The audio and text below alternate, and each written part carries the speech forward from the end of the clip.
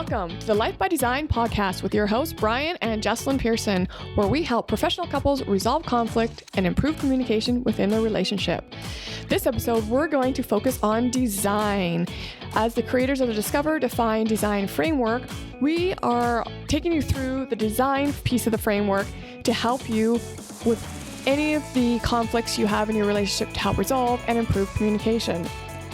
So design, this means creating or imagining a new solution for your situation and adding structures that will allow your situation to succeed. That's right. So as per the last couple episodes, we walked through Discover and Define. Those are how to explore the emotions of the situation and also uncover the facts of the situation.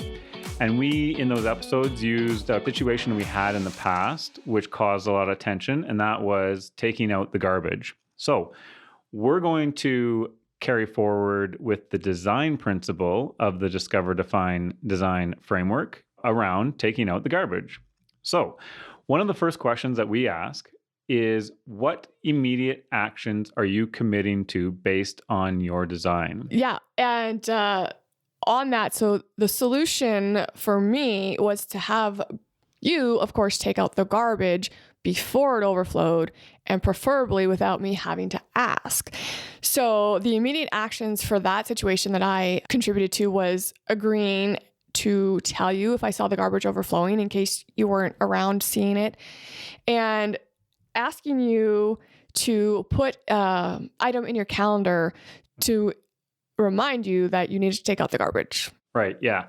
And we really lean on trying to get our design to be immediate. So the actions that we are going to take towards anything we're going to create into our future, we really aim to have it as a quick solution. So it can't, wait a couple years or wait a couple months, whatever it might look like to start acting on that design. Something has to be done immediately. And the reason is because you will succeed more if you take quicker action around whatever you're trying to create in your life. And we've experienced that because anytime we move quickly towards a particular goal of ours, we will maybe not hit it out of the park, but we will always move ourselves forward more so than if we just sat on it and tried to think of like the perfect solution. Yeah, it's better to take action and fail than to take no action at all. Mm-hmm. That's a great segue into your goals and your vision and your dreams. Your partner may not always understand what you're thinking or be on board with it. That doesn't mean you should just sit on it and not let anything happen.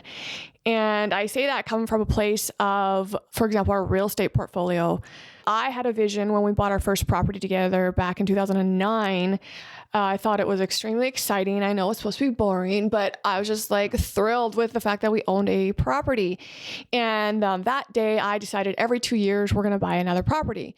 And while I did not communicate that to you, I kept on that goal until 2016, I think it was, when you came home and from work one day and you're like, I am maxed out. No more properties. I can't handle anymore.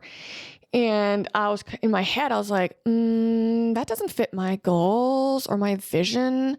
So you left that weekend because you had to go take care of a property in another province. And I did some massive Googling to find out how I can help you because you didn't understand my vision of our real estate goal and why I want to go there. And I wasn't a good communicator at that time. I didn't really know how to do it effectively. And so I knew I couldn't just convince you to take on more real estate and to do this more, the more work it was going to bring. So I signed you up for a real estate investing networking group. And when you came home and I told you, you absolutely were not excited, but I was. You as a good, you take on things as you are pretty chill at sometimes. And you went to the first networking group meeting, and from there you were so excited. Like you came home, I think we even talked about this in a previous episode, how you wanted to share it with me, and I was just sleeping. But from there, that changed us, and we bought 2 more properties that next year because you saw a whole different vision of what that could look like. And that was based, the quick action there was me saying, that doesn't fit my goal. Boom, I'm signing you up. And that helped change your perspective. Yeah. And inside of that, one of the lessons that we learned there that we maybe didn't know back then, as you said, you weren't the biggest communicator, but sometimes you can't communicate inside of the relationship. Sometimes there's literally things that the partner will not hear. And in that case, I was not hearing the fact that we needed to keep growing our real estate portfolio. All I was hearing was that tenants can be a pain. I'm overworked on a lot of the management of our current portfolio, and that I don't want the future of taking on more and having more work that I have to deal with. So, but what we've learned today and what we actively employ in our relationship is to bring others in. So we bring in other people to help us communicate amongst us. So in this case, you brought in a real estate networking group to help communicate to me the power of real estate. And it really worked because, when I walked into that room and I saw that there was every walk of life inside of what it means to be a real estate investor and all the various successes that they had, I immediately wanted some of that. And some of the barriers that I had in my way, those melted away. And we ended up buying 2 properties, like you said, in the next 2 years, and then a third one shortly after that. Yeah. So it really elevated our real estate game by helping others put in information into our relationship where otherwise we weren't basically hearing what the other one was saying. Yeah. And it's not, you don't necessarily have to bring in other people like physically. Like that was physically, I had you go into a different room, but I know there's been situations where we have read different books. And you, for example, you listen to a lot of audio books and you'll bring something home and you might tell me and I won't listen to you or implement it. But then if you can explain it, or if I will listen to that book because the lessons that were learned would help me, I've done that. And that has really shifted also my perspective when you introduced something to me that I maybe wasn't open to hearing. But when I heard it by listening to the same audio you did, I was kind of like, oh, okay. Right. And it just helped, again, us move forward. Yeah. Yeah, absolutely. So another question that we love to ask inside of designing a new solution for any conflict or any situation you might find you and your relationship in is what structures around your design will make it successful. And let's talk about structures for a second. When we say structures, we are talking about tools, we're talking about systems, we're talking about partners like we were talking about for the real estate networking group. And accountability partners. Yeah. And you really need to have those structures in place in order for any goal, any design that you're creating inside of your life and inside of your relationship to be successful. So what are some of those structures that we like to use? So if I go back to the garbage scenario for a minute, the structure that I suggested was for you to calendarize it and also put a reminder on. So I didn't have to be that one to remind you, and you did. And now just every week it pops up when it's supposed to. And we've never had an issue since you've done that, like however many years ago that was. No. Well, eventually it became a habit, right? Yeah. Once that calendar item was in the calendar for long enough, it's just Monday mornings, this is what happens, right? But calendarization in itself as a structure is huge. We have a coach and a mentor who says, I will show you how successful you will be by what your calendar looks like. And we review our calendars, I would guess 3 times a day, maybe. At least once a day in the mornings, but I would say it's more likely 3 times a day, just to make sure that we know exactly what's going on in that day. We know exactly what's going to happen and that we aren't going to get caught by anything. And we also have an agreement inside of our relationship that if it's not in the calendar, it also doesn't exist. That is true. Yeah. And that has definitely got us in some sticky situations because there's been times where I think we both have gone and booked something, not looked at our calendar first, and then looked at our calendar and had to rebook. Yeah. But we stick to that agreement, and it immediately becomes the other person's responsibility to fix that situation if it was not booked in the calendar, because it is a hard rule. If it's not in the calendar, it does not exist. Yep. And if we overbook it, that's on us. Mm-hmm. So if I overbook it, that's for me to fix because I should have looked at the calendar first. Yeah.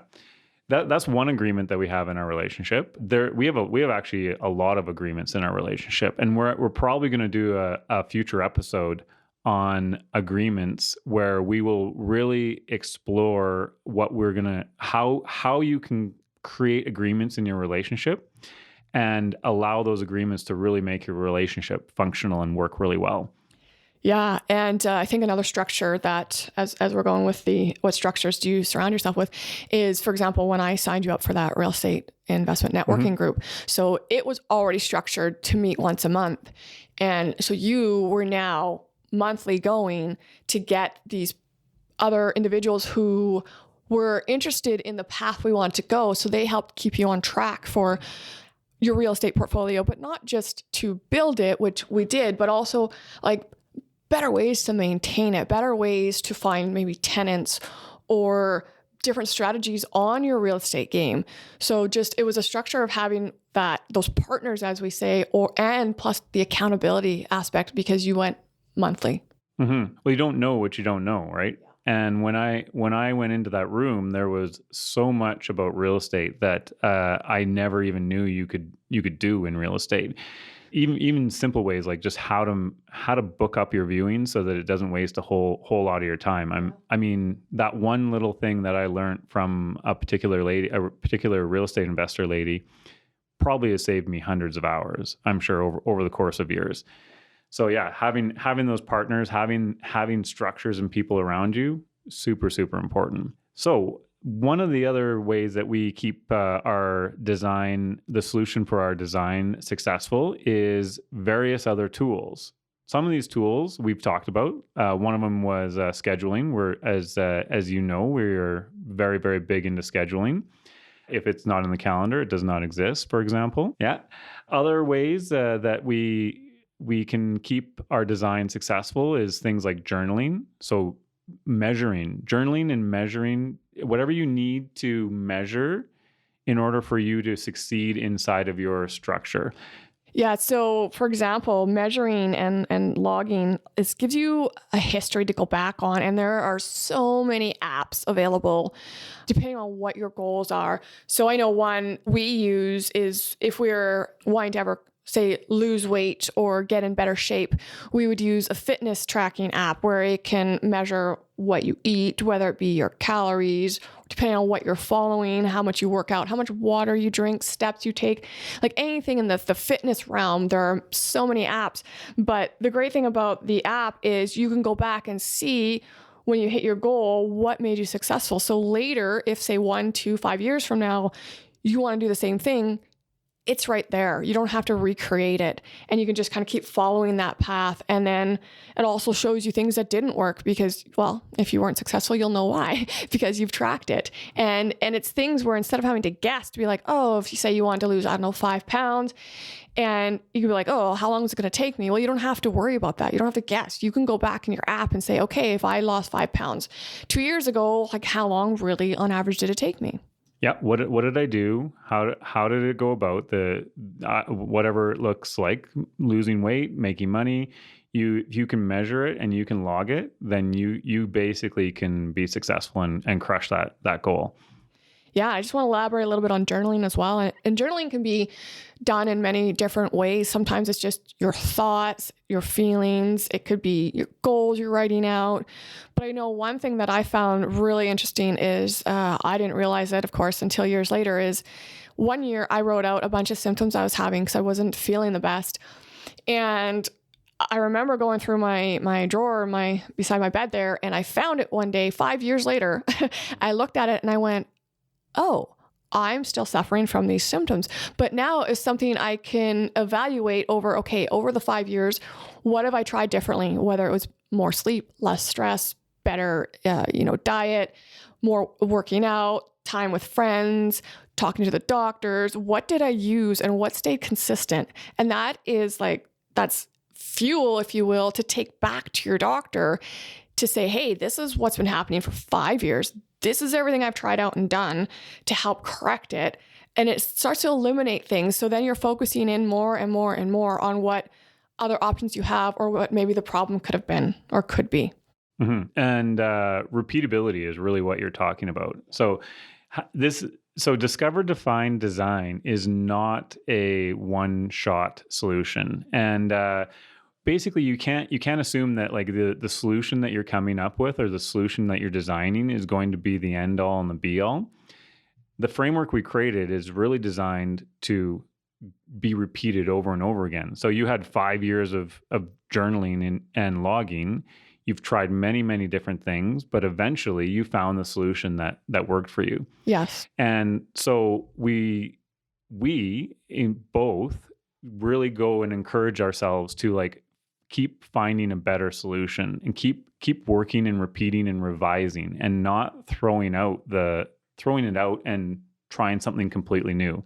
You really have to revise that solution. I had a coach tell me once, I figured I should have got somewhere. I think it was around time management. I think it was what I was getting coached on. And at some point I was just getting really frustrated because, my time management didn't seem to be getting to where I wanted to go. And the coach that was helping me out, as I'm kind of ranting about how my time management is not improving, he basically asked me a couple questions, and I saw that it was improving, and I'm like, yeah, maybe it is improving, but like I should have just got there by now. And he asked me, well, do you assume that there's a destination for your time management? And I said, well, yeah. He's like, do you understand it's a mountain without a top? Like you're just going to keep getting better and better and better at time management. And I went, oh, okay. And that's when I realized that every situation in your life is really a revision of the previous situation. You will never perfectly get to that situation where it is the final situation. You will always get a little bit happier in your situation. You'll always get a little bit better in your situation, and your situation will eventually get to a point where maybe it's just not worth the effort to improve it anymore. Yeah, absolutely. Mm-hmm. It's a work in progress, right? Just like anything, you just keep growing and learning and building on what you have, learning from the mistakes you've made, and just moving forward. Just moving the needle one tick at a time to get to where you want to go. Some other great tools that we use or that you can explore are SMART goals. SMART goals, yeah. Specific, measurable, attainable, relevant, and timely goals. That's what SMART stands for. Go look it up on the internet. It's everywhere. But that's a fantastic way to really outline your goals and get them successful. Yeah, writing down your goals is a great way to just put pen to paper on what it is you want to achieve. And as I think you mentioned earlier, like I run a vision workshop, which in and of itself can be goal related, but it's of course more marking out, okay, what's the vision you want for your future? Whether that be your partner, your kids, your family as a whole, where you're living, what you're doing for a living, whether you want to get out of the rat race, you want to be an entrepreneur, you want to live somewhere warmer, there's a fancy car you want to drive. If you put on paper what it is you want, whether you call it a vision or goals, or I like to break the vision down into goals to achieve that vision, then you're that much more likely to succeed. And then you'll find you go back, say a year later, and you look at your vision and you will have achieved at least part of what you put down there. For sure. Yeah.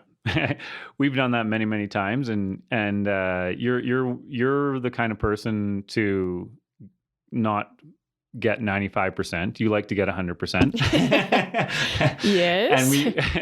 And we have done that. We've literally written down 10 things, completed 9 of them, or like was successful on 9 of those goals. And funny enough, you were frustrated about that one goal that we didn't get.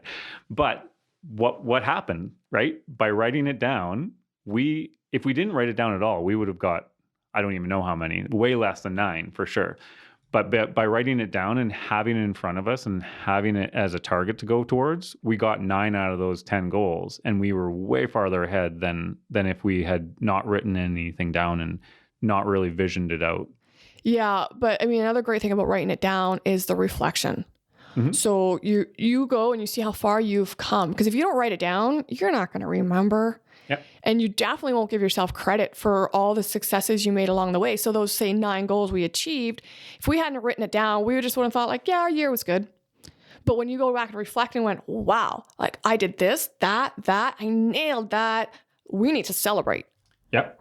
Right? It's just that reference and frame of mind to see that you did move forward, regardless of maybe some of the obstacles that came your way, or maybe that one goal you didn't achieve. Appreciate the 9 you did. Yeah. So that is... To recap for design, the 3 takeaways we want you to run with are: first, what immediate actions are you committing to based on this design? Second, what structures around your design will make it successful? And third, explore the many different tools that are available to help you achieve your success. All right, that's it for the design episode. Our next episode is going to be about agreements, where we are going to help you structure agreements inside of your relationship and show you why they are important. We release podcasts every 2 weeks, so be sure to hit the subscribe button on your favorite podcast app and continue the journey with us to create your life by design. Thank you for listening to the Life by Design podcast with your hosts, Jessilyn and Brian Persson.